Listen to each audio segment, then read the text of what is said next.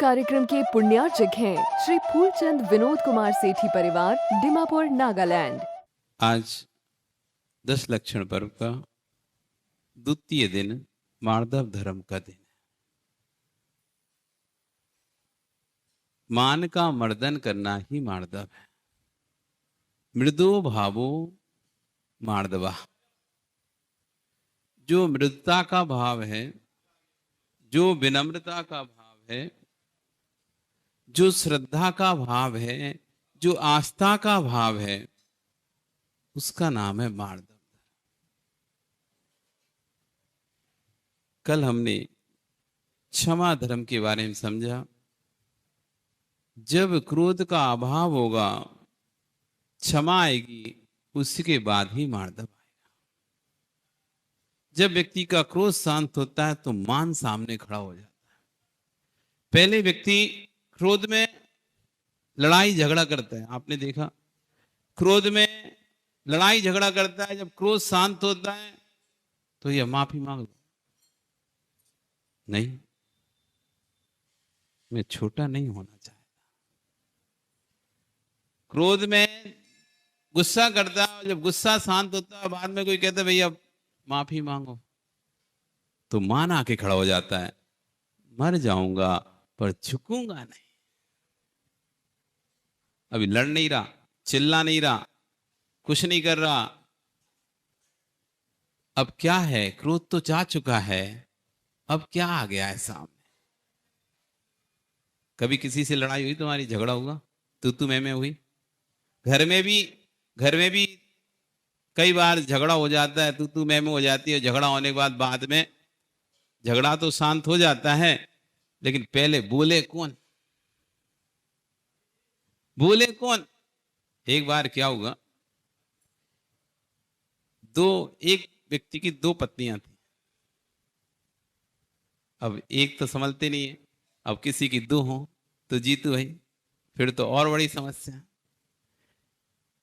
एक व्यक्ति की 2 पत्नियां थी। अब शर्त ये थी कि जो बोलेगा उसको घर में खाना बनाना पड़ेगा।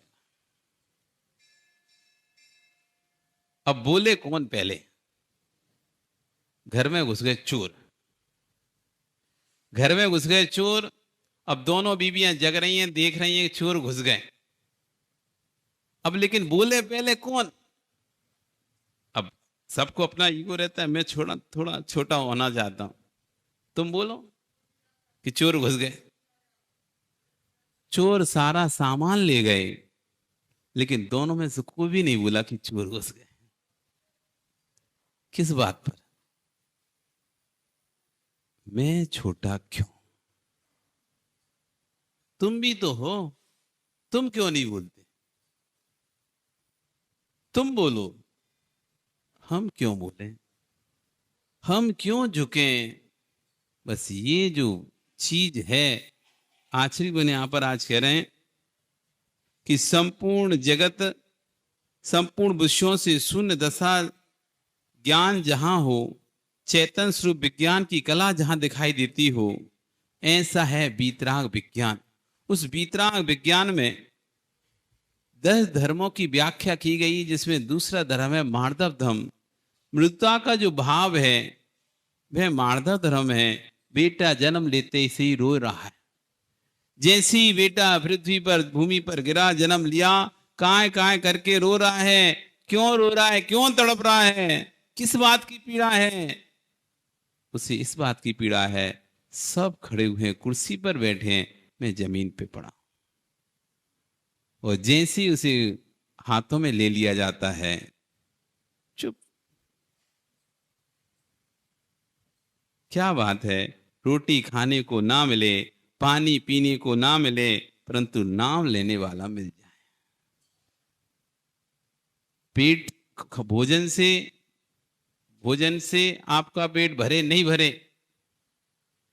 लेकिन यदि कोई नाम ले ले आपका, आपकी प्रशंसा कर दे, फिर तो भोजन भी नहीं चाहिए होता, फिर तो सारी भूख खत्म हो जाती है। एक नाम ऐसी चीज है, धन मिट जाए, धरती मिट जाए, शरीर मिट जाए पर मेरा नाम ना मिटने पाए। किसका नाम चला है? वो किसका नाम चलेगा? आज तक किसका नाम चला है? क्या नाम तुम्हारा? पारस। पारस तुम्हारे पिताजी हैं? पिताजी के पिताजी थे? उनके पिताजी थे? नहीं थे क्या? अरे क्या नाम बेटा तुम्हारा? ईशान, शशांक, निशांक। बहुत अच्छा नाम है। निशांक पिताजी हैं? उनके पिताजी हैं? थे क्या उनके पिताजी? उनके नहीं थे शायद, कि कन भर में? तुम्हारे दादा के दादा के दादा थे क्या? कैसे पता? उनका नाम याद है? फिर कैसे पता थी? हैं? कैसे पता तुमको? हैं? जोर से बोलो। हाँ मैं हूं ना, मैं हूं। जब मैं हूं तो मुझे जन्म देने वाला कोई होगा, और जब उसको जन्म देने वाला कोई होगा तो उसको भी कोई जन्म देने वाला होगा। इसलिए मेरे दादा के दादा भी हैं, पर नाम कितने के याद हैं? तुम्हारी वंश परंपरा में कितनी पीढ़ी के तुम्हें नाम याद हैं? भैया किसको कितनी पीढ़ी के नाम याद है? हाईएस्ट कितनी पीढ़ी के नाम याद है आपको? कौन है जिसको 5 पीढ़ी के नाम याद है? तुमको है? तो 5 ही पीढ़ी से ही चल रहे हो तुम। 5 ही पीढ़ी से चल रहे हो कि और भी पीढ़ी से चल रहे हो? 5 पीढ़ी के नाम याद हैं, 5 के पहले के याद नहीं है। और तुम्हारे संतान को तो तुम्हारे से दूसरी पीढ़ी तक के भी नहीं याद होंगे। फिर किस नाम के पीछे भाग रहे हैं? मेरा नाम चले, मेरा नाम चले, मेरा नाम चले। जब तुम्हारे दादा का नाम लेने वाला कोई नहीं बचा है तो तुम्हारा नाम लेने वाला भी कोई नहीं बचेगा। जितना भी भागा दौड़ी है किसके पीछे? जितनी भी प्रभावना है किसके पीछे? नाम के पीछे। जो भी हम कर रहे हैं, करवा रहे हैं, चाह रहे हैं, किसके पीछे?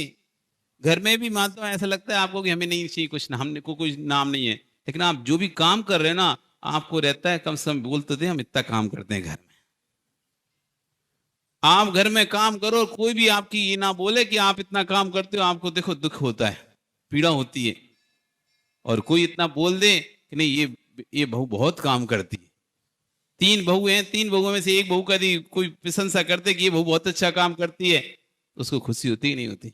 और काम करे और कोई नाम ना ले उसका तो पीड़ा होती ही नहीं होती।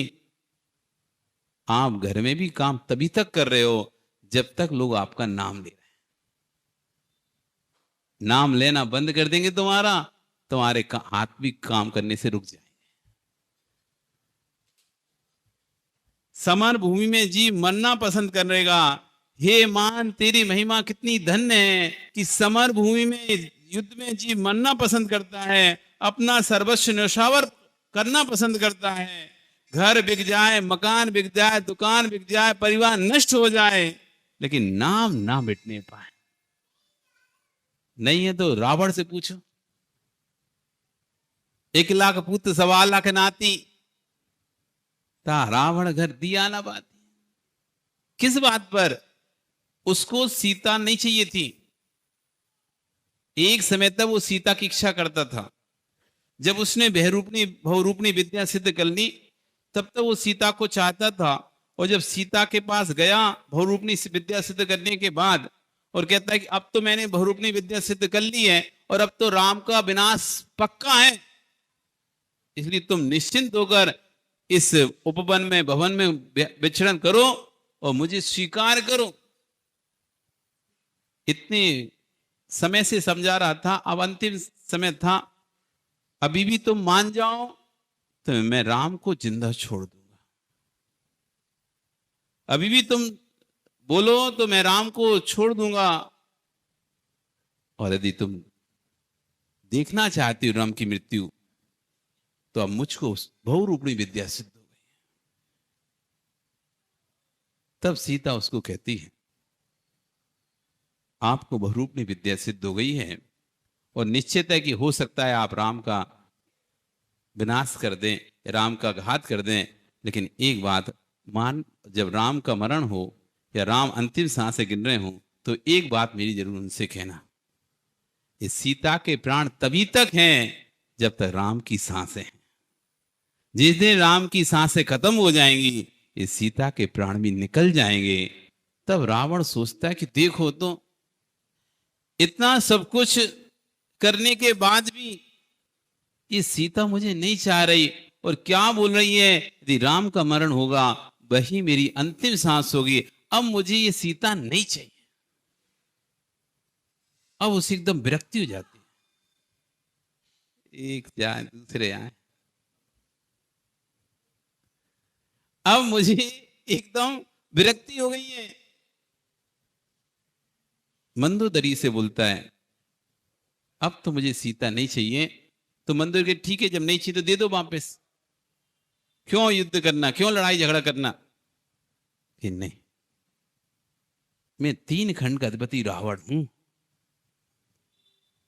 यदि मैं ऐसे सीता दे दूंगा तो लोग मेरी हंसी उड़ाएगा, इसलिए सीता तो मैं नहीं रखूंगा, वापस दे दूंगा, लेकिन एक बार राम को जीत लूं बस।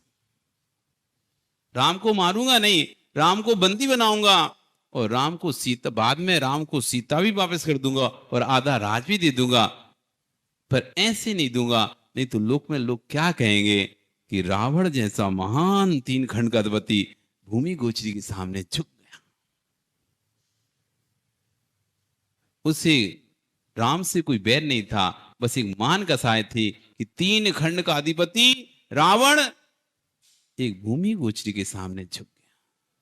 इतना सा उसे नहीं चाहिए थी कि मैं भूमि गोचरी के सामने झुक जाऊं, बस इतने से मान के पीछे पूरी रामायण हो गई, और अंत में सब पुत्रों को, पोतों को, सबको दांव पर लगा दिया, और स्वयं भी आखिरी में जाकर संग्राम भूमि जो अंतिम समय में जा रहा था, तो इतने अपशगुन हुए, इतने अपशगुन हुए। मंदोदरी, बिल्कुल मत जाओ, आज सब अपशगुन और आपके मरण का अपशगुन हो रहे हैं। तो रावण ने कहा, नहीं, मैं राजा हूं, पीछे तो हटूंगा नहीं, अब चाहे भले मर जाऊं। आश्चर्य करें, उस मान के पीछे समर भूमि में व्यक्ति मरना पसंद कर लेता है। सब मिट जाए, नाम ना मिटने जाए। आहार संज्ञा से, भय संज्ञा से, मैथुन संज्ञा से, परिग्रह संज्ञा से कोई सबसे बड़ी संज्ञा है, उसका नाम है नाम संज्ञा। नाम संज्ञा, बस नाम होना चाहिए। कैसे हो, मेरा नाम होना चाहिए। भोजन करते करते व्यक्ति का पेट भर जाए तो आदमी संतुष्ट हो जाता है। अभ्रम करते करते व्यक्ति थक जाता है, संतुष्ट हो जाता है, भय भी उसका छूट जाता है। लेकिन नाम, प्रशंसा सुनते सुनते कभी कोई संतुष्ट हुआ है क्या? बस अब रहने दो, अब मत करो।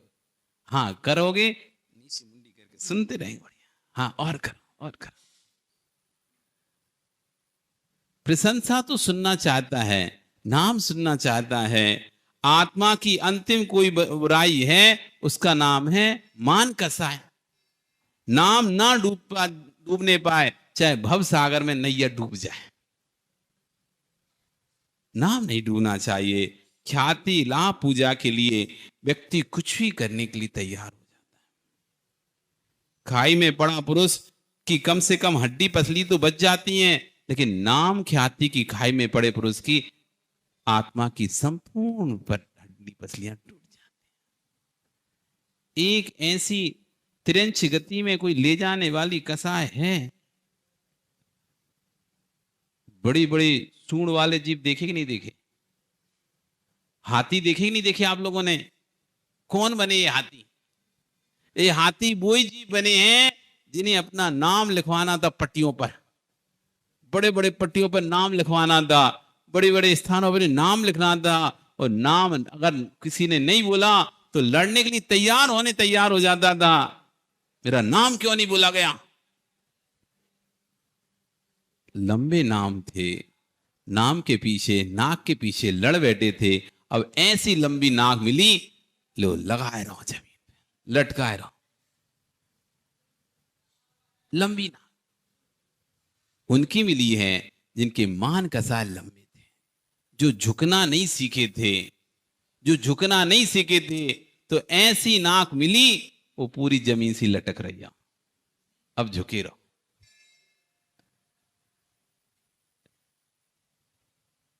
आत्मधर की इस मान कसा ने पसलियां तोड़ दी विषभगिरी पर्वत पर। जब भरत चक्रवर्ती संपूर्ण 6 खंड को विजय प्राप्त कर कर पहुंचा, तो अपने सेनापति से कहता है कि लिखो इस पर्वत पर नाम। क्या? भरत क्षेत्र का प्रथम चक्रवर्ती, भरत क्षेत्र का प्रथम चक्रवर्ती, भरत चक्रवर्ती 6 खंड का राज्य किया है। आप भी तो बड़े खुश होते हो जब आप कोई बड़ा सा काम करते हो, या हमने इतना बड़ा काम किया है, हमारा अच्छा सा फोटो लगवाओ, अच्छा सा नाम लिखवाओ। ऐसी चक्रवर्ती भी विषभगिरी पर्वत पर पहुंचा, 6 खंड जीता था उसने। नाम लिखाने के लिए सेनापति ऊपर चढ़ गया और वज्र को लेकर नाम खोदने के लिए पहुंचा, और जैसे ही जब पहुंचा ऊपर तो चेहरा उसका उदास हो गया। भरत चक्रवर्ती कहते क्या बात है, लिखो नाम ना, भरत खंड का प्रथम चक्रवर्ती। अरे स्वामी आप प्रथम चक्रवर्ती नहीं, यहां इतने नाम लिखे हैं कि नाम लिखने की जगह तक नहीं है। आप किस मान में डूबे हो कि हम मैं करता, मैं कौन करता? कौन करता है? कौन करता है मैं? तो किस किस को बनना है बकरी? तुम लोगों को बनना है क्या? नहीं बनना। जो मैं करता है, मैंने किया, मेरा नाम होना चाहिए, मैंने किया, मेरा नाम होना चाहिए, मैंने किया। तो आचार्य कहे जो मैं करता है वो फिर मैं करने वाला बन जाता है। किसके मत? रूप का मत, कुल का मत, जाति का मत, किसका मत कर रहे आप? एक व्यक्ति ने एक मुनिराज के पास जाते, एक राजा अपनी बुद्धि का बल मत किया कि मैं तो बहुत प्रकांड विद्वान हूं, और जैसे ही उस बुद्धि का मत किया, और जैसे मुनिराज के पास पहुंचा और हाथी सुतरा नहीं है, उसकी बुद्धि तुरंत ही सारी भ्रष्ट। उसे कुछ सूझ ही नहीं रहा था क्या करें, किस बुद्धि का मत है? ज्ञानावर्णी कर्म के क्षोभसम से लिए, जिस दिन तुमने ज्ञानावर्णी कर्म का बंद किया उस दिन ये बुद्धि खत्म हो जाएगी। कोई भी चीज जगत में जो आपको मिली है वो कर्म के क्षोभसम से मिली है। जैसे ही कर्म का उदय आएगा वो चीज आपकी नष्ट हो जाएगी। किसका मान? यदि आप अपनी कुल जाति का मान करते हो, एक क्षण नहीं लेगा आपकी संतान ऐसा काम कर देगी, एक क्षण में आपका सब नाम नीचे डूब जाएगा। जितना आप घमंड करते ना हमारे कुल का, जाति का, घर की, आप तो बड़े खूब बना रहे हो, अपनी इज्जत बना रहे हो, अपना नाम बना रहे हो, तुम्हें पता नहीं है आने वाली तुम्हारी संतान क्या करने जा रही है, और उसके बाद फिर तुम किसी को चेहरा दिखाने लायक नहीं रह जाते। इस कार्यक्रम के पुण्यार्जक थे श्री फूलचंद विनोद कुमार सेठी परिवार, डिमापुर, नागालैंड।